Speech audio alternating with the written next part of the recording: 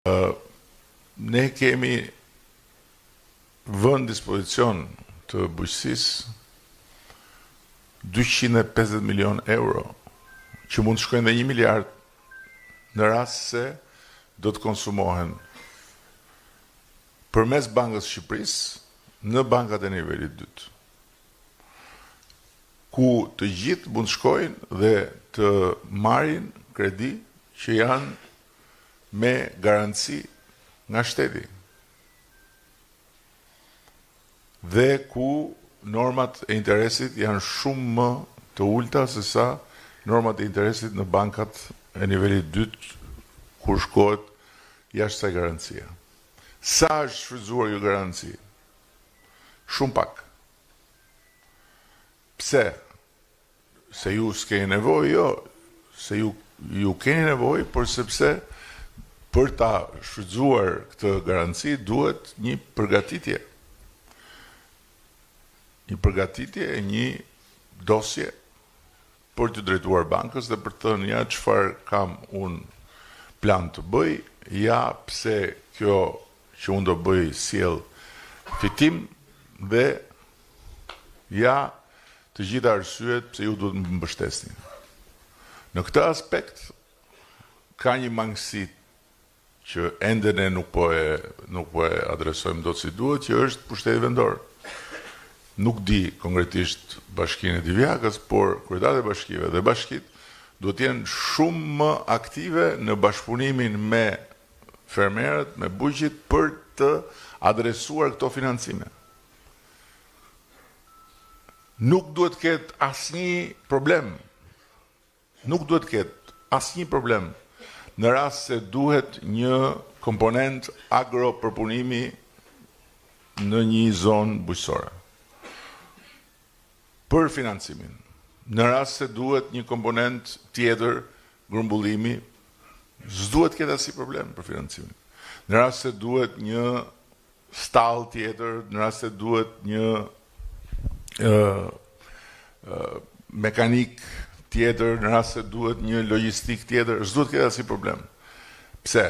Sepse bashkitë dhe ju mund të krijoni nukle, struktura të përbashkëta, kompani të përbashkëta për të marrë këto financime. Janë aty financimet. Presim. Është shumë e thjeshtë të flasësh nga vendi e thuash prit njerëz se duhet na mbroni. Çfarë do të thonë kjo? Çfarë do të thonë kjo?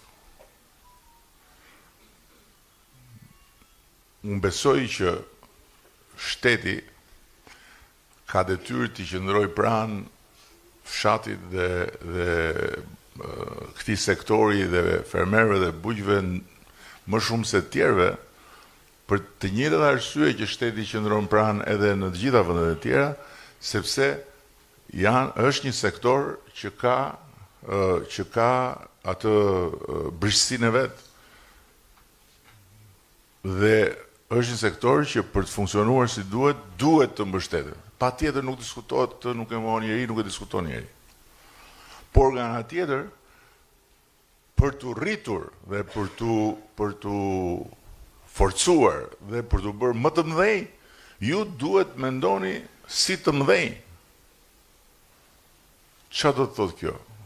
Do të thotë që këtu ka shembuj se nuk kemi më 10 vjet përpara që flistim edhe duke i sikur flistim në erë. Sot këtu, në këtë territor, ka shembuj konkret suksesi. Ka ndërmarrje bujqësore të suksesshme, që mjafton ti shohësh se si funksionojnë për të kuptuar se çfarë do të bërë. Nuk funksionon qëndrimi vetëm. Nuk funksionon. Po ti jesh vetëm dhe të qëndrosh atje me atë ngastrën tënde dhe të luftosh atje me veten, mund të shkosh deri në pikën që të mbjetosh, po nuk shkon dot në pikën që të krijosh fitim dhe të rritesh.